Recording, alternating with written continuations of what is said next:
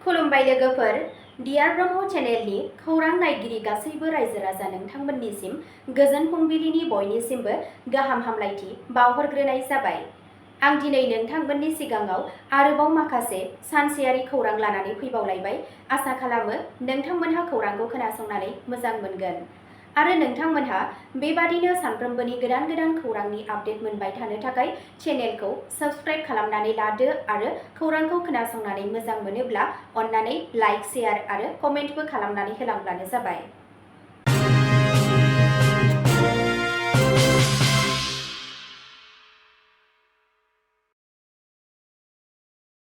दिनैनि गाहाय रादाबफोराव दङ। दिवाली मोनानि अरा आसाम श्रीभूमिनि न'फोरखौ सिलिंखार खालामबाय। आसामनि मार्घेरिटानिफ्राय आयेन बेरेखा गान्जा जगायग्राखौ हमदों। सा-18 बांलादेशनि रहिंग्याफोरखौ श्रीभूमि सिमानिफ्राय बांलादेश दैथायहरफिनबाय। जुबिन गार्गनि थैनायनि सायाव नायबिजिरनो थाखाय आसाम पुलिसनि हानजाया सिंगापुराव सौहैबाय। गागि फावखुंगुर आसरानीआ मुम्बाइआव रुंसारि जाबाय। गरिमाया जुबिन गार्गनि गोथै सावनाय थावनिनि मुंखौ जुबिन खेत्रा दोननो सुबुरुन होदों। पीएम मोदीआ बे बोसोरनि दिवाली सोरांनि फोरबोखौ भारतनि गिबिसिन न'आव बानायनाय बिरखं जाहाज आईएनएस विक्रांतआव फालिदों। आसामनि सासे बिगियानगिरिया भारतनि गिबिसिन आदित्य एल-1 मिशननि थाखाय इसर'नि बिजिरसं मावथांखिखौ दैदेनगोन। दानिया फैदो आबुं रादाबाव। गिबि खौराङावनो दङ। दिवाली मोनानि अरा आसाम श्रीभूमिनि न'फोरखौ सिलिंखार खालामबाय। 20 अक्ट'बर दिवालीनि मोनाबिलियाव आसामनि श्रीभूमि टाउननि लंगाई र'डआव मोनसे गिख्रंथाव अर खामनायनि जाहोनाव गंसे न'आव सिलिंखार जायो आरो मोननै नखरफोरा न'बां गैयै जायो। दा लन्दनाव थानाय बिश्वजित पुरकायस्थनि बे न'खौ मोननै न'फोरनो भारायाव होनाय जादोंमोन, जाय अरा गोख्रैयै गोसारनायनि जाहोनाव गावसोरनि गासैबो सम्पथिफोरखौ खोमाना लादों। अर खोमोरग्रा हानजाया अरखौ होबथानो थाखाय हरसे खामानि मावदों आरो बेखौ खाथिनि न'फोराव गोसारनायनिफ्राय होबथादों। रावबो जखम जायाखै, नाथाय बे हाबाफारिनि जाहोनाव गोबां लाख रांनि गोबां खहा जादों आरो दिवाली फोरबोआ लोरबां जादों। मावख'गिरिफोरा बेनि जाहोनखौ नायनो जागायदों, जायखौ साजायग्रा सोरां एबा पताकाजों सोमोन्दो दं होनना साननाय जादों। नैथि खौराङाव दङ। आसामनि मार्घेरिटानिफ्राय आयेन बेरेखा गान्जा जगायग्राखौ हमदों। आसामनि मार्घेरिटायाव पुलिसआ 20 अक्ट'बरनि मोनाबिलियाव विवेकानन्द मिरु बिद्यालयनि साखाथियाव थानाय बरगलाइनिफ्राय 56 बोसोर बैसोनि सान्टु प्रसाद गुप्ताखौ हमदों। तिनिसुकियानि उफ्रा पुलिस सुपारिन्टेन्डेन्ट अफ पुलिस फाइज आहमेद आरो थाना प्रभारी प्रताप गगैनि दैदेननायाव मार्घेरिटा पुलिस थानानि हानजाया मोनसे सुलुं होनानै सिग्रोमनायनि उनाव गुप्तानि गलानिफ्राय 2.3 किल'ग्रामसो गान्जा बोखांनो हायो।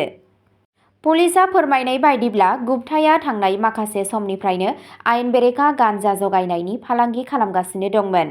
दायो बिथांखौ सोंथि खालामनाय जादों आरो नायबिजिरनाया सोलिगासिनो दं। बिबानगिरिफोरा नारसिननानै बुङो दि ड्राग्सनि हेंथायै अपारेसन खालामनाया अब्लासिम सोलिबाय थागोन जेब्लासिम बे ओनसोलाव आयेन बेरेखा फेग्रा मुवाजों सोमजिनाय खैफोदनिफ्राय आबुङै उदां जाया। थामथि खौराङाव दङ। सा-18 बांलादेशनि रहिंग्याफोरखौ श्रीभूमि सिमानिफ्राय बांलादेश दैथायहरफिनबाय। खौरां बिजोंनिफ्राय मिथिनो मोननाय बादियैब्ला साननै सिगां काछार जिल्लानि काटिगड़ायाव हमजानाय सा-18 बांलादेशनि रहिंग्याफोरखौ मैया बांलादेश दैथायहरफिनदों। बे अपारेसनखौ आसाम पुलिस आरो सीमा रैखाथि हानजाजों लोगो नांनानै खालामनाय जादोंमोन। बे हानजाखौ साननै सिगां भारत-बांलादेश सिमानि साखाथियाव थानाय कसुगाव ओनसोलाव हमनाय जादों। गिबि मन्थ्रि हिमन्त बिश्व शर्माया ससियेल मिडियायाव पस्ट होदों दि आयेन बेरेखायै हाबनायखौ होबथानो थाखाय दिवाली बायदि फोरबोआवबो सिमाखौ गोख्रों नोजोर होनाय जायो। जायगानि बिबानगिरिफोरा बुंदों दि सिमा रैखाथि लाखिनो आरो आयेन बेरेखायै हाबफैनायखौ होबथानो थाखाय बे अपारेसनफोरखौ नेमबादियै मावफुंनाय जागोन। ब्रैथि खौराङाव दङ। जुबिन गार्गनि थैनायनि सायाव नायबिजिरनो थाखाय आसाम पुलिसनि हानजाया सिंगापुराव सौहैबाय। मुंदांखा रोजाबगिरि जुबिन गार्गनि थैनायनि सायाव नायबिजिरनो थाखाय राम पुलिसनि सानै हानजाया थांनाय 20 अक्ट'बर खालि सिंगापुराव सौहैबाय।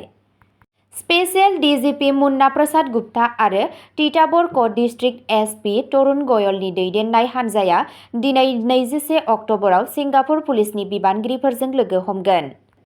बे मेलनि थांखिया जाबाय सोलिबाय थानाय नायबिजिरनायाव सावरायनाय आरो गार्गनि हरखाब थैनायनि गुबै बाथ्राखौ फोरमायनो नाजानायफोराव हेफाजाब होनाय। आसाम चिफ मिनिस्टार हिमन्त बिश्व शर्माया नायबिजिरनायाव फोथायनाय फोरमायदों दि आसाम पुलिस आरो सिंगापुरनि बिबानगिरिफोरनि गेजेराव हेफाजाब होनाया थैनाय रोजाबगिरिनि थाखाय न्यायनि गेरेन्टि होगोन। बिथाङा गार्गनि नखर आरो मददगिरिफोरनि जेंनाखौ सुस्रांनो थाखाय मोनसे आबुं आरो पारदर्शी नायबिजिरनायनि गोनांथिखौ फोरमायदों। बे नायबिजिरनायाव मख'जाथाव नोजोर होनाय जादों। गासै आसामाव मोन 60निबो बांसिन एफआइआर दाखिल खालामनाय जादों, जेराव गार्गनि थैनायनि जाथायफोरखौ मोजाङै नायबिजिरनो खावलायनाय जादों। आसाम पुलिसनि हान्जाया फोरमान बुथुमनाय, साखिफोरजों रायज्लायनाय आरो जाथायनि सिगां जानाय जाथायफोरखौ गोदानै बानायफिनगोन होनना मिजिंथिनाय जायो। बाथि खौराङाव दङ गागि फावखुंगुर आस्रानीआ मुम्बाइआव रुंसारि जाबाय। गागि फावखुंगुर आरो दिथागिरि गवर्धन आसरानी, जायखौ आसरानी मुङै मिथिनाय जायो, 84 बोसोर बैसोआव समबार 20 अक्ट'बर 2025आव मुम्बाइआव रुंसारि जायो। बिथाङा गोबाव समनिफ्रायनो बेरामजों जुजिगासिनो दंमोन आरो सानब्रैनि सिगां जुहुनि भारतीय आरोग्य निधि हस्पिटालाव थिसनजादोंमोन। बिथांनि थैनायनि जाहोनखौ बिथांनि समफ्ल'आव लाव-लाव जमा जानायनि थाखाय होनाय जादों। आसरानीनि नखरनि सुबुंफोरा बिथांनि लुबैनाय बायदि गावारि महरै बिथांनि गोथै देहा सावनायखौ खुंफुंदों आरो फोरबो जोबनायनि उनावसो बिथांनि थैनायखौ फोसावदों। बहुमुखी प्रतिभा गोनां फावखुंगुर आसरानीआ 350नि बांसिन हिन्दी सावथुनफोराव बाहागो लादोंमोन आरो गावनि फेस्ला रोंग'थि आरो मुंदांखा फावफोरनि थाखाय सिनायथि मोनदोंमोन। बिथाङा क्लासिक सावथुन श'लेआव जेलारनि फाव खालामनायनि थाखाय बयनिख्रुइबो मुंदांखा। बिथांनि खामानिया भारतारि सावथुनाव अरायथा गोहोम खोख्लैदों। द'थि खौराङाव दङ गरिमाया जुबिन गार्गनि गोथै सावनाय थावनिनि मुंखौ जुबिन खेत्रा दोननो सुबुरुन होदों। रुंसारि देंखो गेदेमा जुबिन गार्गनि बिसि गरिमा शइकिया गार्गआ सनापुरनि कामारकुसियाव बिथांनि गोथै देहा सावनाय थावनिनि मुंखौ जुबिन खेत्रा दोननो सुबुरुन होदों। बे थांखिया आसामनि देंखो, हारिमु आरो समाजारि बिथिङाव जुबिननि मुंख'जाथाव बिहोमाखौ मान होनाय। गोसोखांनाय हाबाफारियाव गरिमाया फोरमायो दि बे जायगाया गोसोआरि आरो हारिमुआरि गोनांथि गोनां थावनि महरै जौगाबोदों। सानफ्रोमबो रोजा-रोजा अनसायगिरिफोरा बिथांखौ मान होनो फैयो। बिथाङा बुङो दि बे थावनिनि मुंखौ जुबिन खेत्रा दोननाया बिथांनि उनमोनथाइखौ रैखा खालामनायाव मदद होगोन आरो आसामनि सुबुंफोरजों बिथांनि अननाय आरो सोमोन्दोखौ दिन्थिगोन। हारिमुआरि हानजाफोर आरो अनसायगिरिफोरा बे थांखिनि थाखाय गावसोरनि मददखौ फोरमायदों। हादोरसा सरकारखौ थुलुंगा होनानै बेखौ देंखोनि आइकनखौ मान बावनाय महरै गनायथि होनो थाखाय थुलुंगा होदों, जाय बिथाङा गावनि मेथाइफोर आरो अनफावरि नाजानायफोरजों लाख-लाख सुबुंफोरखौ थुलुंगा होदोंमोन। स्निथि खौराङाव दङ पीएम मदिआ बे बोसोरनि दिवाली सोरांनि फोरबोखौ भारतनि गिबिसिन न'आव बानायनाय बिरखं जाहाज आईएनएस विक्रांतआव फालिदों। बिथाङा कर्नाटकनि ग'वा आरो कारवारनि लैथो रुगुंआव गोबां नेभिनि जवानफोरजों रंजानाय लादों। गावनि बोसोरारि दोरोंखौ फोथांना लाखिनानै पीएम मदिआ बे मोनदांथिखौ गोसोखांथाव होननानै बुंनायजों लोगोसे सिबियारि सोद्रोमाफोरजों रायज्लायो।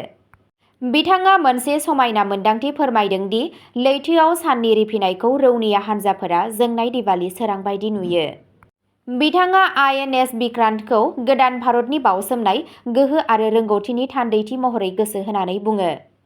गाहाय मन्थ्रिया 1999 मायथाइयाव जम्मु काश्मीराव उदखारिफोरनि गाग्लोबनायनि उनाव भारतारि रौनियाफोरा जागायजेननाय अपारेशन सिन्दुरखौबो सुंद'यै मुंख'यो।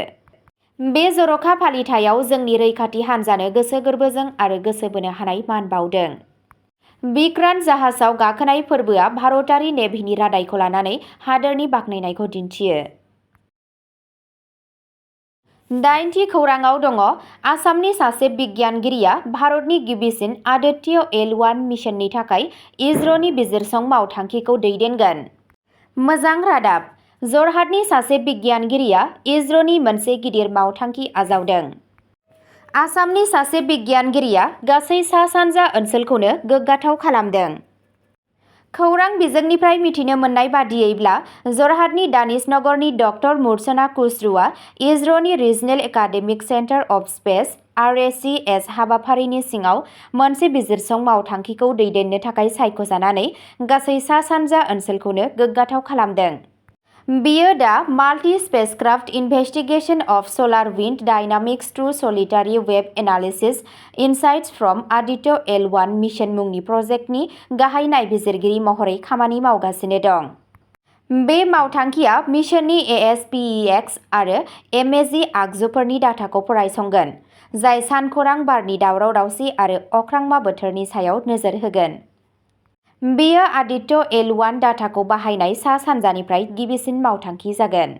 डक्टर खुसरुआ आथिखालाव मेघालय USTM बिगियान आरो बिरोंदामिन मुलुगसोलोंसालिनि फिजिक्स बिफानाव लोगो बिबुंगोरा आरो फिजिकेल रिसार्च लेबरेटरि (PRL) नि डक्टर आविक सरकारजों लोगो गाहाय नायबिजिरगिरि महरै हाबा मावगासिनो दं। अब्ला दिनैनि खौरांआ एसेनोसै। गोजोन्थों।